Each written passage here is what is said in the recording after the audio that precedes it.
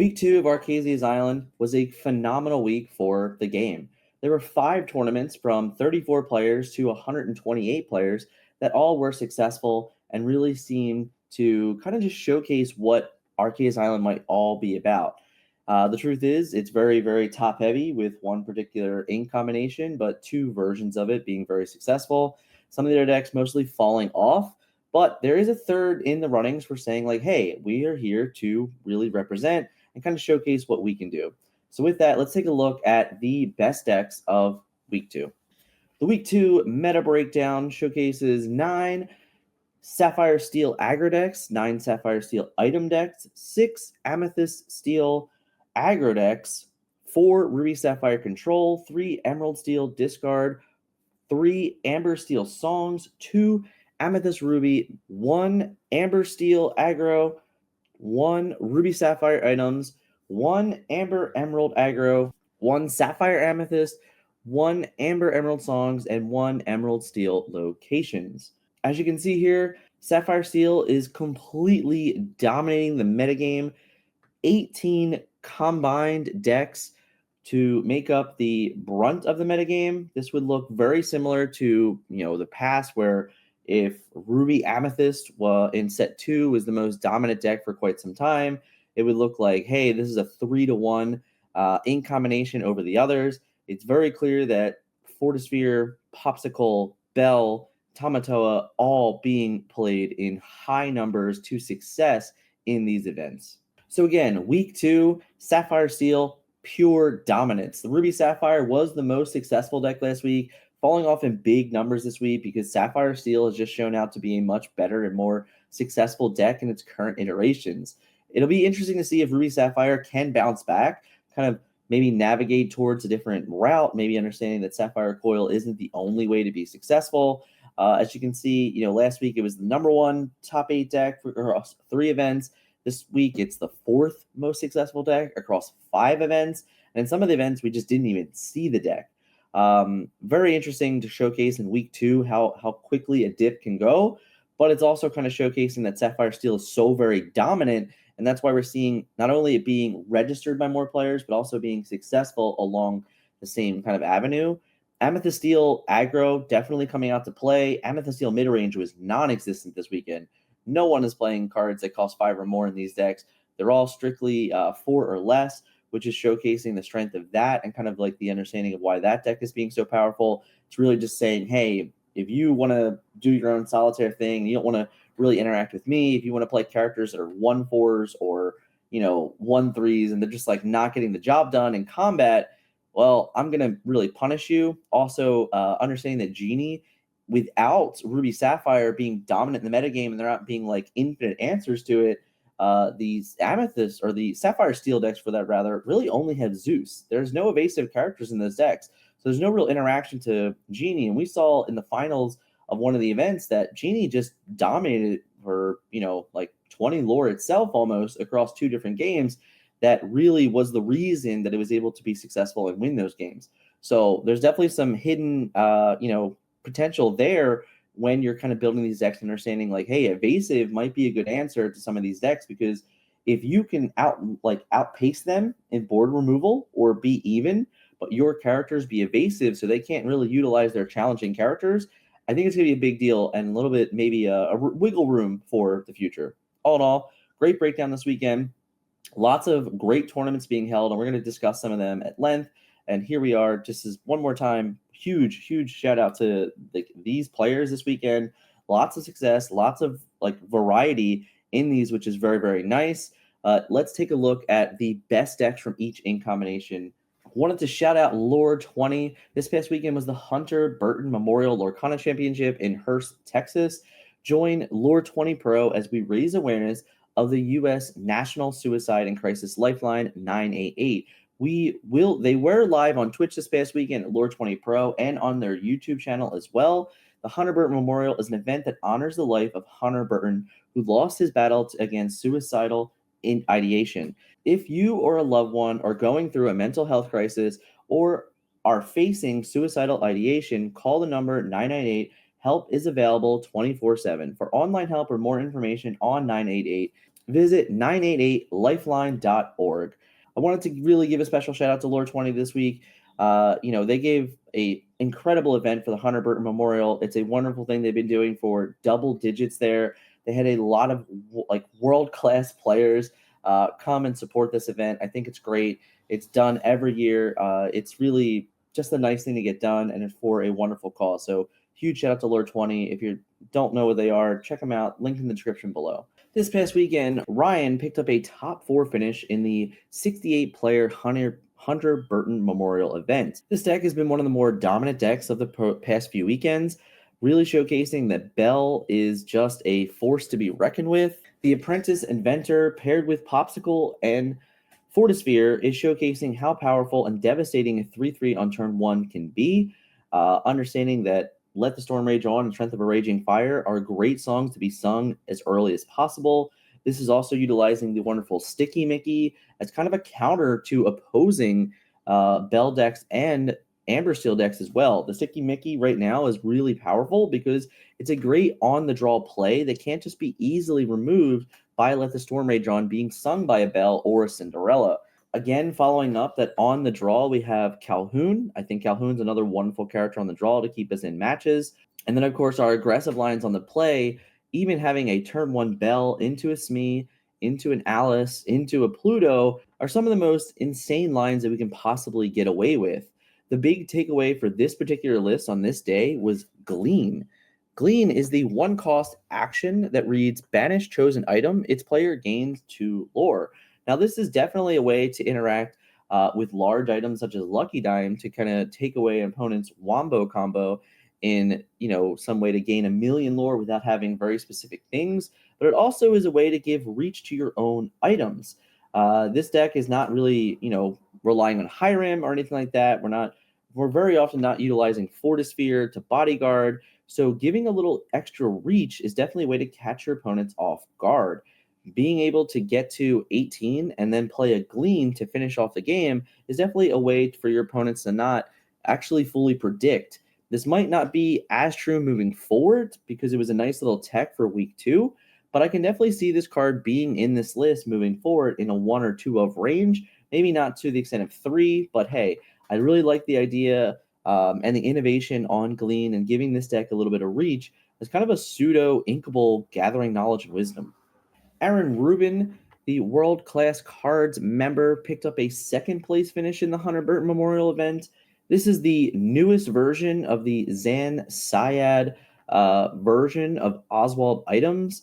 The addition here is the Queen. So the Queen Diviner is a 3-cost inkable, 3 strength, 3 willpower, and 1 lore with the ability Consult the Spellbook. Exert. Look at the top 4 cards of your deck. You may reveal an item card and put it into your hand.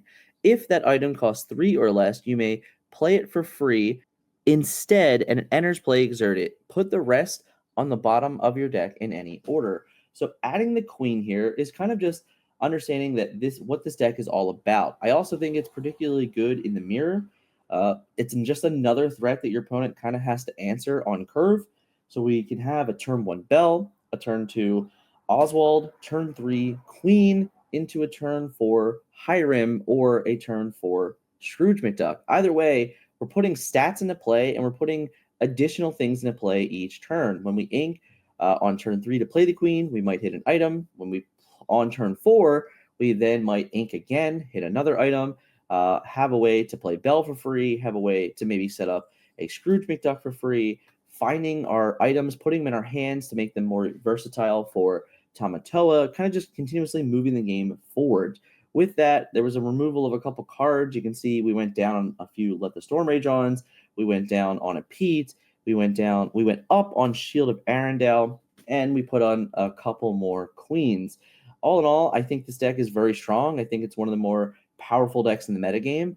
We can definitely see some kinks in the armor this past weekend.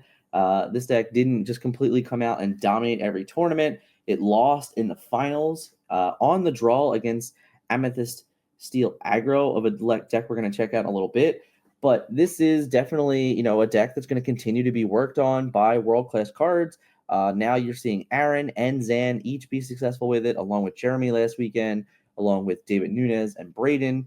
Braden also picked up a top 4 finish this past weekend in a 25-player tournament, so not enough to make the meta report because it didn't hit 25, but considering it's local to me, I got the information. I feel that I should share it as well. So this deck coming out again, being successful. Zan didn't have as successful as a day. So really just Aaron pulling through and showcasing the power of the upgraded version of this list.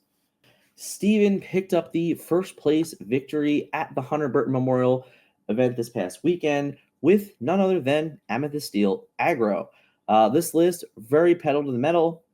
Right here, all we have is nothing but 4 cost or less, supporting the 4 docks, having the Maleficent biding our times back, and only 4 Strength of a Raging Fire.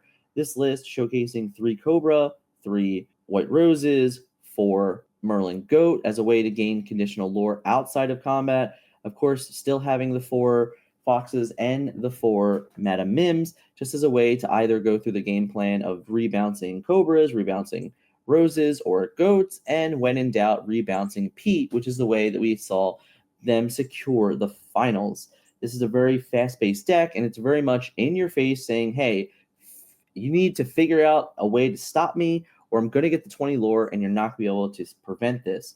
Also showcasing that Benja is a nice little addition, kind of just throwing off the game. If your opponent does get fortunate with their Oswald triggers and hits, a card like Maurice's Workshop or a Fishbone Quill, Benja is a nice way to kind of answer it quickly, get it off the board, and not allow it to gain too much variance and too much potential from those high impact items.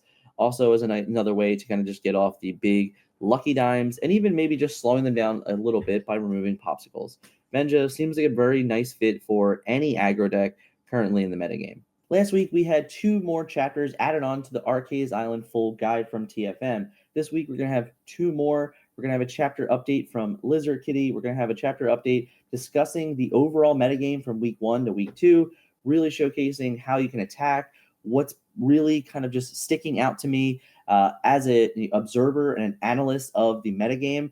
I don't think anyone really ever looks at this more than I do. Definitely doesn't talk about it more than I do. So I'm going to be adding a whole chapter in there of what I believe going into Charlie's Collectibles are going to be the best decks to kind of like really navigate this metagame, knowing some of the best players were going to be there, what they're going to be most likely playing and things like that. So I'm going to take the opportunity this week, write up a full article on how I feel this is going. So if you want to be a part of that, you want to check that out, definitely check out our Metafy, look in the pinned description or pinned comment below and in the description for a link to this guide. Ruby Sapphire Control picked up a top 4 split at the 46-player event held by Through the Decade Sports Cards and Gaming. Ruby Sapphire was the most successful deck in week 1, but has fallen off since.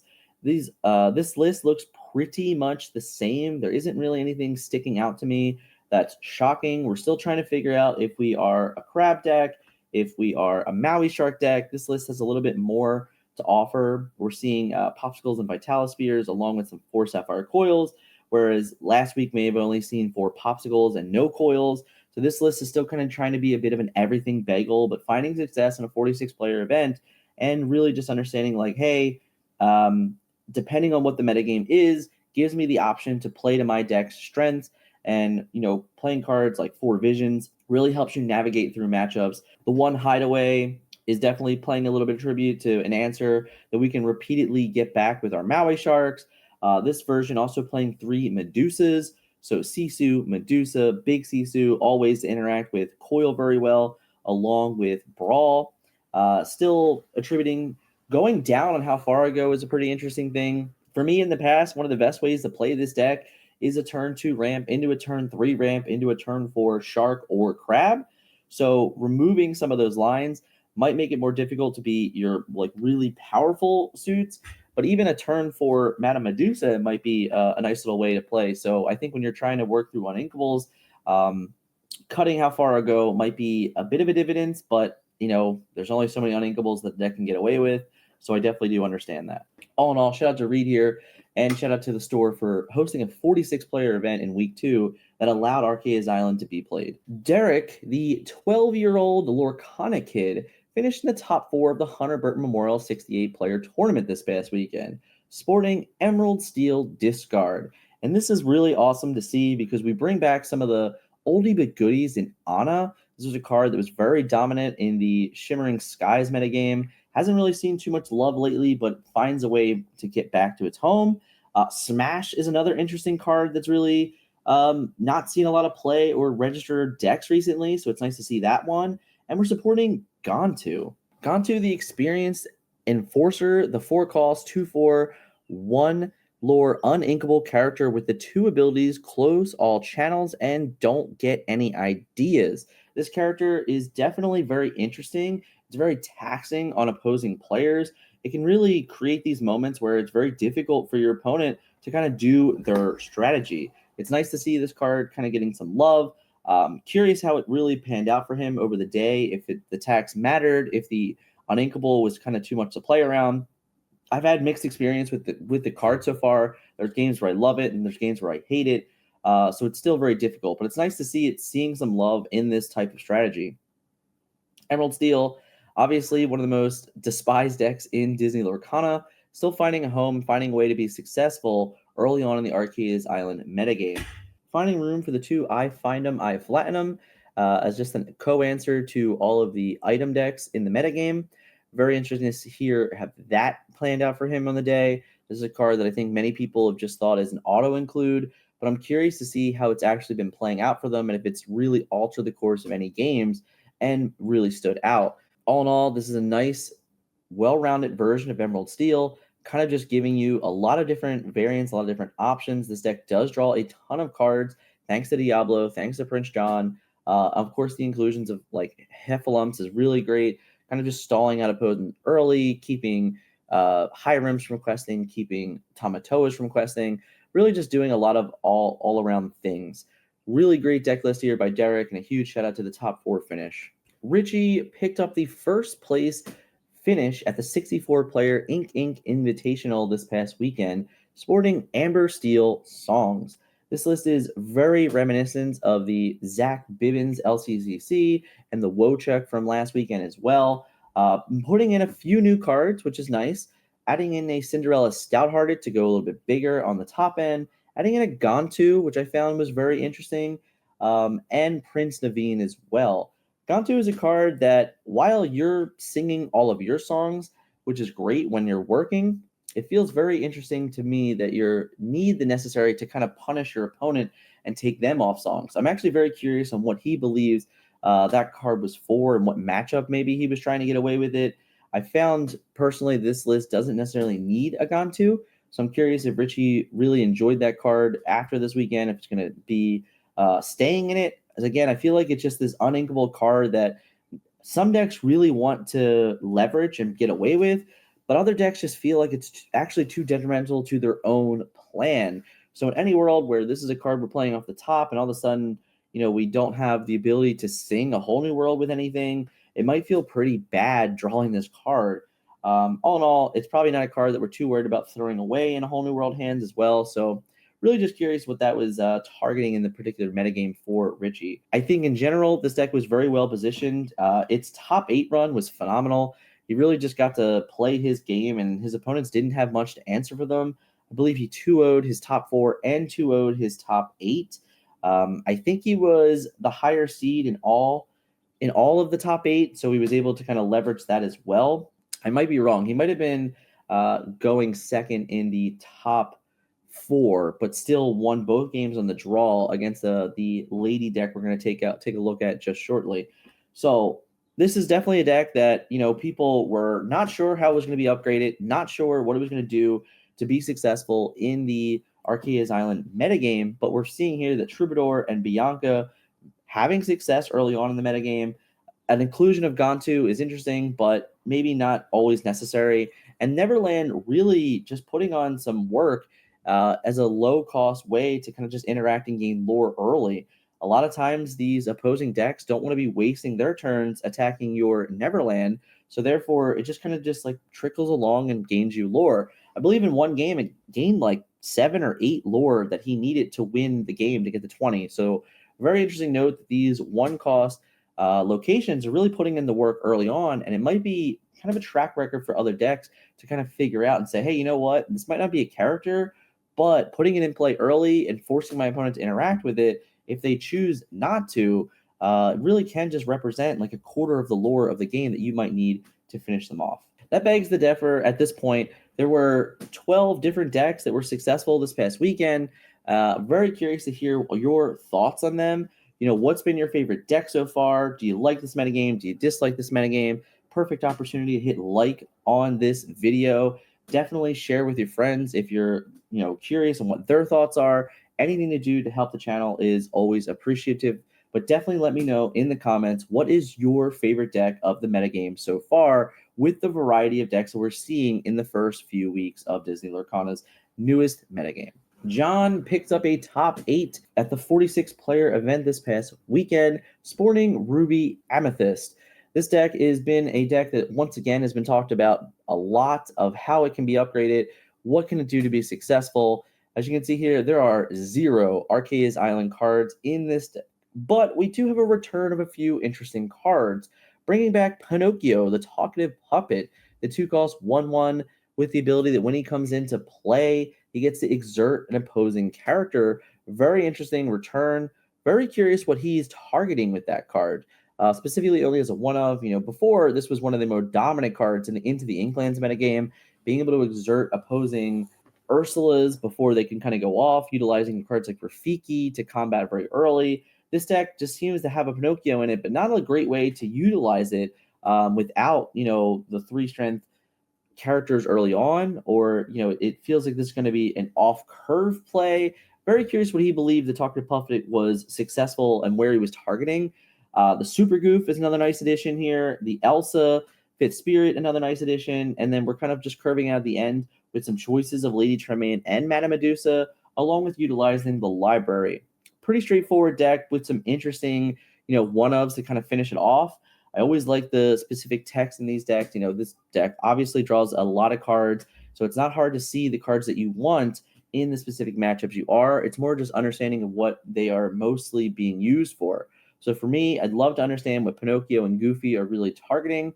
I think that they're interesting and they can definitely catch people off guard, but I don't know how consistently useful they are across the board. Really nice to see the tech, to see what's there, and understand. I would just always love to understand what the player was targeting more and more as the weeks go on. If this was a card that was impactful to this deck, then it would be really nice for Ruby Amethyst players to know that, hey, Pinocchio might be back, or hey, Super Goof might be back. All of those things are quite always interesting to me to see how they play out. Tyler picked up a top 8 with Amber Steel Aggro at the Inking Invitational this past weekend as well. Very straightforward list, but we do see the reinsertion of Captain Hook.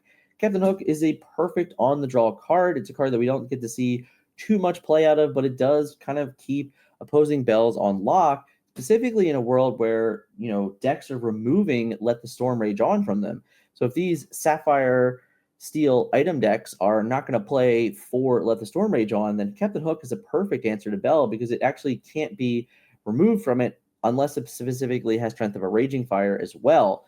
Also, just stats are always good. Can't complain. Penny is a set 6 card that we're curious to see in these. Having the ability to come in, give resist is really nice, really protect your cards. Has definitely some play into the metagame right now. The overall stat line is a little subpar, so you have to get the most out of it early on. But protecting a card like Piglet can go a long way. Protecting your Mr. Smeeze can go a long way. So I can definitely see a world where this card is a good combo breaker later on. I think the most interesting card here is Donald Duck. I'm really not a favor of Donald right now. I think the 3-cost 2/3, being able to just so easily removed by all the 3/3s in the metagame doesn't feel like it's doing its the best job it could be. I do like the additional good job added onto it with the lore, but I think if we're going to be playing a bodyguard, it's much better off to just be playing more Plutos on average. So I'd rather just take out 2 of these Donalds, put 2 more Plutos in, and have a 5/5 that's just so dominant. Not as powerful in the Amber Steel as it is the Sapphire Steel aggro decks, but still a very good card and a very hard card to answer. We're also seeing, again, Gantu. I think this is a very good Gantu list because you are more aggressive. We're not relying on playing any of our own actions only by singing, which is nice. So I do like the idea of trying to tax opponents and trying to keep them off their game with a Gantu. So I think it's a little bit better situated here since we're not playing items. We're not playing, any normal actions. So I think we are getting the most value out of this Gantu in our aggressive shell. Another top 4 split for Ruby Sapphire items. This list was showcased last weekend at SSG. There is not very much change in the list whatsoever. It was very, very close. I think it's only a difference of 1 or 2 numbers. I know Maleficent is the addition. This is a card that was not supported in the list from last weekend. So the biggest difference for sure is going all the way to 9-cost Maleficent. I do wonder how often this deck can successfully get to Maleficent. We're not, playing that much extra draw. We're really reliant on the Maurice's Workshop and Hyrims for the draw power. We're only playing Sal the Azurite Sea, so we're not even really going Tipo or Fishbone Quill or anything like that. So for me, the Maleficent seems very high cost in this deck that might not ever consistently get to even be able to play the 9-cost character. So I do wonder if that card is just like a bit too high or a bit too out of fashion for me, and if we could utilize those spots a little bit better moving forward. But all in all, it's nice to see that the Ruby Sapphire items list is still kind of finding its home, finding its way into the metagame. Definitely needs to identify what it needs to be as successful or as consistent as the Sapphire versions, and if that's even possible at all. Zach Powers playing the Lady and the Tramp Aggro. This is a deck that we did see last week as well. And this week we come in with some new innovations. The biggest innovations to it, I believe, are the Pegasus shift line along with Go-Go. Go-Go is a wonderful way to kind of like gain lore to close out the game at the end of it.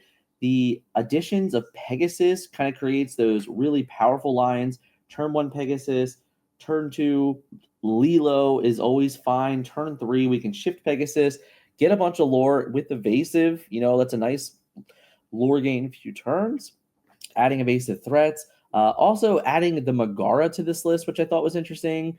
For those of you that are unaware, she's the 3-cost, 3/6, 2 lore, and her ability is when she comes into play, you have to discard a card or banish her. But she's a 3/6 for 3, so she has the epitome of stats, and she is going to eat up characters when necessary.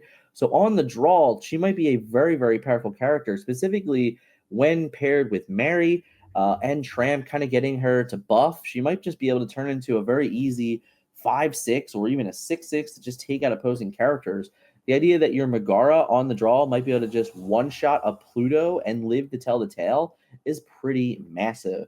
Kit Cloud Kickers, the other addition, I think this is just another way to just kind of throw off your opponent's game. Bouncing opposing Oswalds is nice, along with many other 2-cost characters, even on the play. Just taking opponents' characters away is a really big deal as well. So I think this is a very well-designed deck. I can't wait to play this one. It's definitely on my radar right now.